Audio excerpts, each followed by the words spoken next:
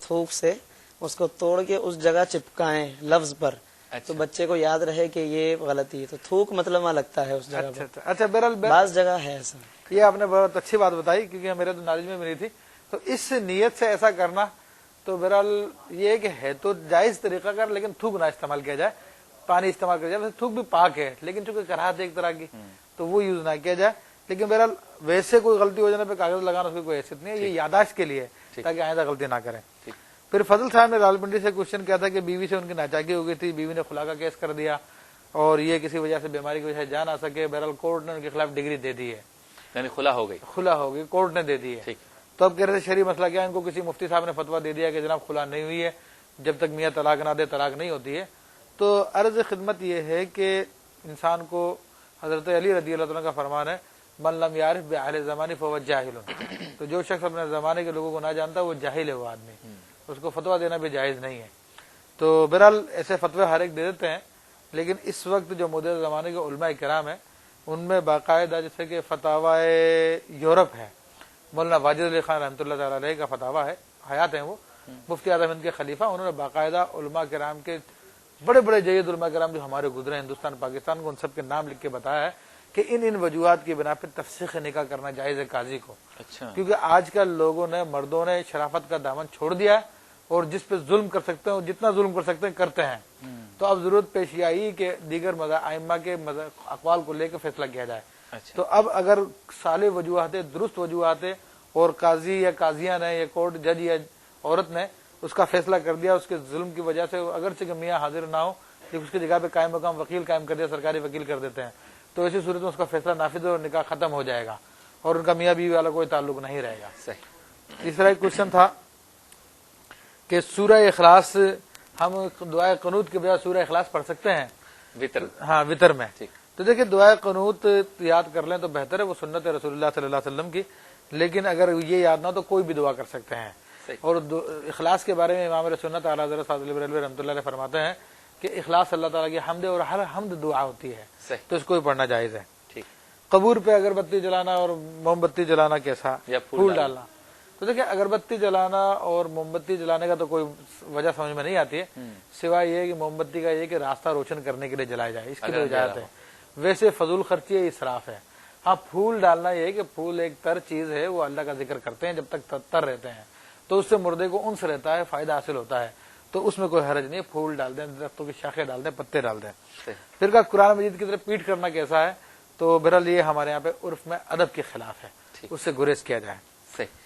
اچھا مفتی اسماعیل صاحب موجود ہیں، توبہ و استغفار ہمارا آج کا موضوع ہے، تو یہ بتائیں کچھ ایسی جگہیں یا مقامات ہیں کہ جن کے بارے میں کہا جائے کہ اس مقام پہ توبہ کی جائے گی تو قبول ہوگی یا استغفار کی جائے گی؟ جی، جیسے ابھی بتایا گیا تھا کہ کچھ ساعتیں، کچھ لمحات ہوتے ہیں قبولیت کے لیے، تو اس طرح کچھ جگہیں بھی ہوتی ہیں۔ اللہ والوں کا جو قرب ہے خاص طور پر یہ ایک بہت اہم ترین گویا کہ مقام ہے، سب سے بڑھ کر تو مطلب اللہ تبارک و تعالیٰ کی بارگاہ میں بندہ حاضر ہو جائے، اور اللہ تعالیٰ کا بھی قرب حاصل کرنے کے لیے خود اس نے نبی کریم صلی اللہ تعالیٰ علیہ وسلم کے دربار میں جانے کا حکم فرمایا قرآن مجید میں کہ وَلَوْ أَنَّهُمْ إِذْ ظَلَمُوا أَنفُسَهُمْ جَاءُوكَ، لوگ جب اپنی جانوں پہ ظلم کر بیٹھے ہیں تو آپ کے دربار میں آ جائیں، فَاسْتَغْفَرُوا اللَّهَ وَاسْتَغْفَرَ لَهُمُ الرَّسُولُ، اور اللہ تعالیٰ سے استغفار کریں، طلب مغفرت کریں، اور یہ رسول بھی ان کے لیے بخشش کی دعا فرمائیں، لَوَجَدُوا اللَّهَ تَوَّابًا رَحِيمًا، تو ضرور یہ لوگ اللہ تعالیٰ کو بہت توبہ قبول فرمانے والا، بڑا مہربان پائیں گے۔ تو بارگاہ رسالت مآب سے ظاہر ہے کہ بڑھ کر کون سی جگہ ہو سکتی ہے۔ پھر اس کے بعد حضرات صحابہ کرام ہیں، خلفائے راشدین ہیں، جنت البقیع، جنت المعالات ہے، اولیاء کرام رضوان اللہ علیہ مجمعین کے مزارات ہیں، صالحین کے بارگاہیں ہیں، ان کی محافل ہیں، ان کی صحبتیں ہیں، یہ تمام جہاں بھی صالحین امت ہوتے ہیں، حدیث میں آیا کہ تنزل الرحمت، تو وہاں پہ اللہ تعالیٰ کی رحمت برستی ہے، اللہ تعالیٰ کی رحمت اترتی ہے، لہذا صالحین کا قرب حاصل کرنا، پھر وہاں ان کی اجتماعی دعاؤں میں شریک ہونا، اگر وہ واقعتاً صالحین میں سے ہیں، علماء عاملین میں سے ہیں، ان کی بارگاہ میں جانا، ان سے دعا کروانا، ان کے پاس بیٹھ کر ان کی دعا میں شریک ہونا، تو یقیناً یہ سب کے سب وہ مقامات ہیں کہ جہاں پر دعائیں قبول ہوتی ہیں۔ یہاں پہ ایک اور مزید مفتی صاحب کی بات کو آگے بڑھاتے ہوئے کہ دعا میں شریک ہونے سے مراد یہ ہے کہ واقعی وہ نیک لوگ جو دعا کر رہے ہوں۔ آج کل ہمارے یہاں اسٹائل کو دیکھا جاتا ہے کہ جو زیادہ گڑ گڑا کے دعا کر رہا ہے، حالانکہ آواز خوبصورت ہو، آواز خوبصورت بنا رہا ہے اور جو اتار چڑھاؤ بہت اچھا کر رہا ہے، تو حالانکہ خود شریعت پہ عمل پیرا نہیں ہے، تو ایسا مراد نہیں ہے ان کی۔ اور حدیث کریمہ میں بھی اس کا ثبوت موجود ہے کہ بنی اسرائیل کا ایک آدمی جس نے 99 قتل کیے تھے، توبہ کا ارادہ ہوا اس کا، تو پھر اس نے کسی عابد سے پوچھا کہ توبہ ہو سکتی ہے؟ اس نے کہا تیری توبہ تو نہیں ہو سکتی۔ اس نے کہا پورے سوئی کر دوں اب تو، اس کو بھی قتل کر دیا۔ پھر بعد میں اس کو خیال آیا توبہ کا، تو پھر اس کو حکم دیا گیا، مشورہ دیا گیا کہ تم فلاں جگہ زمین پہ چلے جاؤ جہاں پہ نیک لوگوں کی زمین ہے، اچھا وہاں پہ جا کے توبہ کرو، تمہاری توبہ قبول ہو جائے گی۔ تو وہ چلتا ہے، راستے میں اس کا انتقال ہو جاتا ہے، تو اب عذاب کے فرشتے رحمت کے فرشتے دونوں آ جاتے ہیں، تو اللہ تعالیٰ زمین کو حکم دیتا ہے، وہ اس طرف سے سمٹ جاتی ہے اور اس طرف سے پھیل جاتی ہے۔ بہرحال یہ ہے کہ توبہ کے ارادے سے نکلا تھا اور نیک لوگوں کی طرف جا رہا تھا، تو اللہ تبارک و تعالیٰ اس کی توبہ کو قبول کر لیتا ہے اور رحمت کے فرشتے اس کے روح کو لے جاتے ہیں۔ کیا بات ہے۔ وقت ہوا ہے مختصر بریک کا، بریک کے بعد ہوتی ہے آپ سے دوبارہ ملاقات۔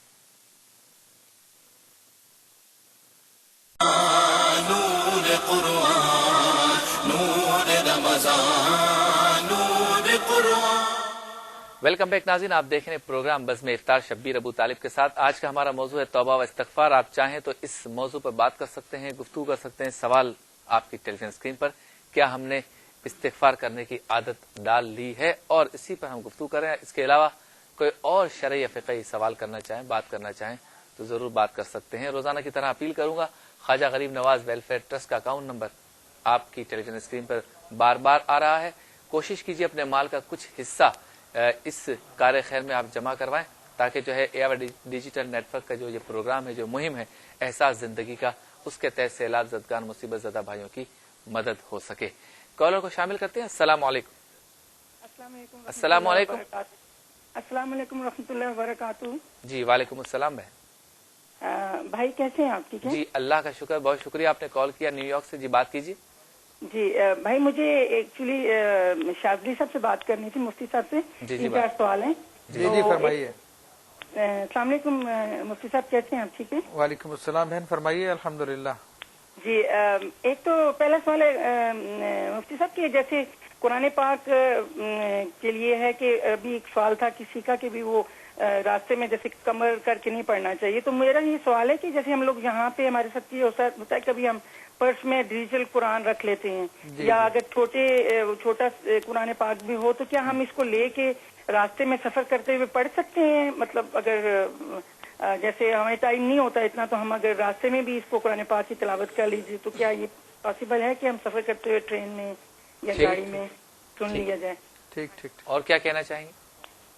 جی ایک اور سوال یہ ہے کہ آپ نے آپ کے مسائل الحال میں بتایا تھا نماز اوابین کے لیے کہ 6 رکعت اکٹھے پڑھنے ہیں، جی تو اس میں یہ پوچھنا تھا آپ سے کہ 6 رکعت جو ہم اکٹھے پڑھیں گے اس میں کیا مطلب ہر 2 کے بعد ہم نے اتحیات میں بیٹھنا ہوگا؟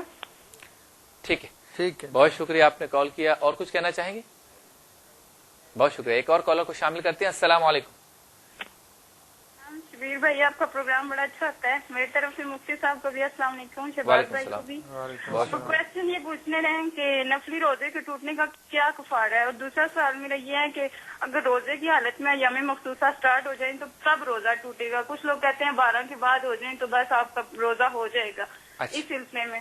اور دوسرا یہ کہ یہ جو آج کل کی ہمارے ماحول میں خرابی ہیں، یہ جو نامحرم وغیرہ سے ہم وعدہ کرتے ہیں تم سے ہم شادی کریں گے یا ایسے، تو ایسا وعدہ کرنے سے نہ پورا کرنے سے ہمیں گناہ ہوگا؟ اور ایک اور کوشچن یہ پوچھنا ہے کہ یہ جو فطرانہ ہے نبی پاک صلی اللہ علیہ وسلم نے کشمش اور کھجور کے حساب سے بھی دیا ہے نا فطرانہ، تو وہ یہ پوچھنا ہے کہ گندم کا تو ہے کہ 2 سیر کے حساب سے دینا ہے، 2 کلو کے حساب سے، تو اگر کشمش یا کھجور کے ریٹ کے حساب سے دیں تو کتنے مطلب اس کا بھی کتنا ریٹ لگائیں گے؟ 2 کلو کا لگائیں گے یا کتنا لگائیں گے؟ ٹھیک ہے، بہت شکریہ، آپ کے سوال نوٹ کر لیے۔ ایک اور کالر ہمارے ساتھ ہیں۔ السلام علیکم۔ ہیلو السلام علیکم۔ وعلیکم السلام۔ میری طرف سے سب کو رمضان مبارک۔ جی خیر مبارک۔ میرے 2 سوال ہیں بھائی، زکوٰۃ کے بارے میں دونوں۔ جی جی ایک کیجیے۔ سوال ہے کہ زکوٰۃ کے پیسے رکھے ہوں اور اس کا مکان لینا عید کے بعد، تو نہیں سوری مکان کے پیسے ہیں اور اس کا مکان عید کے بعد لینا ہے، اس پہ زکوٰۃ بنے گی؟ اچھا ٹھیک ہے۔ اور ایک دوسرا ہے کہ قرض ہو انسان پہ اور اس کے پاس زیور ہو 13 تولے، اور اس پہ زکوٰۃ بنے گی یا قرض ادا کریں پہلے؟ اچھا، قرض بھی اسی شخص پر ہے؟ اسی شخص پہ قرض ہے تقریباً 13-14 لاکھ کا، ٹھیک، تو 13 تولے اس کے پاس زیور ہے۔ ٹھیک، سوال آپ کا سمجھ میں آ گیا۔ ایک اور کالر کو شامل کرتے ہیں۔ السلام علیکم۔ السلام علیکم جی۔ وعلیکم السلام۔ جی آصف بات کر رہا ہوں اسلام آباد سے۔ جی جی آصف فرمائیے۔ جی شہباز قمر صاحب سے بات کرنی تھی۔ جی آپ کی آواز سن رہے ہیں، بات کیجیے۔ السلام علیکم۔ السلام بھائی۔ جی شہباز صاحب کیا حال ہے؟ ٹھیک ٹھاک ہے آپ؟ اللہ کرم جی. ماشاءاللہ اللہ تعالیٰ نے آپ کو بہت پیاری آواز دی ہے, مہربانی. دنیا میں بہت آپ کا نام ہے. تو ہماری ایک چھوٹی سی فرمائش ہے, وہ آپ پوری کر دیں. جی بھائی کون سی؟ وہ نصیر الدین شاہ صاحب کا ایک کلام ہے, وہ آپ پیش کر دیں. میں ضرور انشاءاللہ. بہت شکریہ, کوشش کریں گے. ایک اور کالر ہیں. السلام علیکم. وعلیکم السلام. جی کیسے ہیں آپ؟ جی اللہ کا شکر, آپ کی آواز آ رہی ہے, بالکل بات کیجیے. آپ سب کو بہت بہت مبارکبادی رمضان کی, ہم سب کے لیے دعا میں یاد رکھیے گا آپ. جی آپ بھی دعا کیجیے گا. ٹیلی ویژن کی آواز کو ذرا محترمہ بند کر دیجیے. جی مجھے یہ پوچھنا تھا کہ زکوٰۃ کے بارے میں ہم نے سنا ہے کہ پی ایف پر بھی زکوٰۃ ہوتی ہے. مجھے زیور سے جاننا تھا کہ کتنے تولے سونے پر کیا حساب سے زکوٰۃ ہوگی. ٹھیک ہے. اور سیونگ پر کس حساب سے ہوگی, اور پراپرٹی اگر بھاڑے پہ دی گئی ہے تو جو رینٹ آتا ہے اس پر زکوٰۃ اپلیکیبل ہوگی, یا جب تک ہم نے اس سے رینٹ نہیں لیا ہے کیونکہ وہ لون پر گھر لیا ہوا ہے, اچھا تو ایک طریقے کا وہ قرضہ ہی ہوگا. ٹھیک ہے, بالکل. بہت شکریہ, آپ نے کالز کی اور اب آپ اس کے جوابات لے لیجیے. مجھ سے میرے خیال میں جلدی جواب مل جی جائے. ہاں, بسم اللہ الرحمن الرحیم. یہ دیکھیں, ایک غلام محی الدین صاحب نے کوشچن کیا تھا کہ علم دین کی بات, لوگ کہتے ہیں علم دین کی بات سنیں گے تو اب اس پہ عمل کرنا لازم ہو جائے گا, اس لیے بھاگو, سنیں نا. تو یہ بڑی جہالت کی بات ہے, شیطان کا بہت بڑا وار ہے. جب جو شخص علم دین حاصل نہ کرے اور عمل بھی نہ کرے تو اس کی زیادہ سخت سزا ہے. وہ اس اعتبار سے کہ علم دین حاصل کرنا اس پہ فرض تھا, فرض باتوں کا, تو وہ اس فرض کا تارک ہوا. دوسرا ہے کہ اس پہ عمل نہیں کیا اس نے, تو وہ دوسرا فرض کا تارک ہوا. تو اس وجہ سے اس کو ڈبل گناہ ملے گا. یہ علم دین سے بھاگ رہا, حالانکہ قرآن و حدیث میں تو اس کو ترغیب دی گئی ہے. پھر یہ انہوں نے کہا کہ بھائی گھر والے ان کے روزہ نہیں رکھتے تو اس کو بتائیے کچھ کیا کیا جائے ان کا. دیکھیں, روزہ نہ رکھنا بڑے گناہ کی بات ہے. نبی کریم صلی اللہ تعالی وسلم کا ارشاد ہے کہ اسلام کی بنیاد 4 چیزوں پہ ہے, جیسے کلمہ طیبہ, نماز, روزہ, حج. جو ان میں سے کسی ایک کا بھی انکار کرے اس کے باقی 3 بھی قبول نہیں ہے. تو دیکھیں, ان کو غور کرنا چاہیے ان کی گھر والی کو جو اس سلسلے میں سستی کر رہی ہیں, اور اللہ تبارک و تعالیٰ ان کو ہدایت دے. بہن نے نیو یارک سے کوشچن کیا تھا کہ آپ نے کہا کہ پیٹ کر کے کسی کی طرف قرآن نہ پڑھا جائے جب پیٹ ہو رہی ہو تو پرس میں ڈیجیٹل قرآن ہوتا ہے یا چھوٹا قرآن ہوتا ہے اور سیٹ کے پیچھے ہو. دیکھیں, اس میں بات یہ ہے کہ اگر کرسی کے پیچھے انسان بیٹھتا تو ایک آڑ درمیان میں آ جاتی ہے, اور عرفاً اس کو پیٹ کرنا نہیں کہتے ہیں. پیٹ کرنا تو اسی وقت کہلاتا ہے کہ جب درمیان میں کوئی رکاوٹ نہ ہو, کوئی آڑ نہ ہو, براہ راست پیٹ جو اس کی جانب ہو رہی ہے, قرآن اور پیٹ کے درمیان کوئی رکاوٹ نہ ہو تو وہ پیٹ ہوتی ہے, ورنہ جائز ہے ان کے لیے پڑھنا.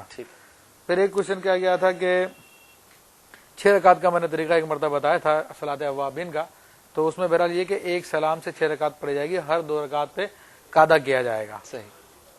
پھر مفتی صاحب, قطع کلامی کی معذرت, وقت ہے مختصر سے بریک کا. اس امید, تمنا, آرزو, خواہش و یقین کے ساتھ جاتے ہیں بریک کی جانب کہ جب ہم لوٹیں گے تو آپ ہوں گے ہمارے ساتھ. ملتے ہیں ایک مختصر سے بریک کے بعد.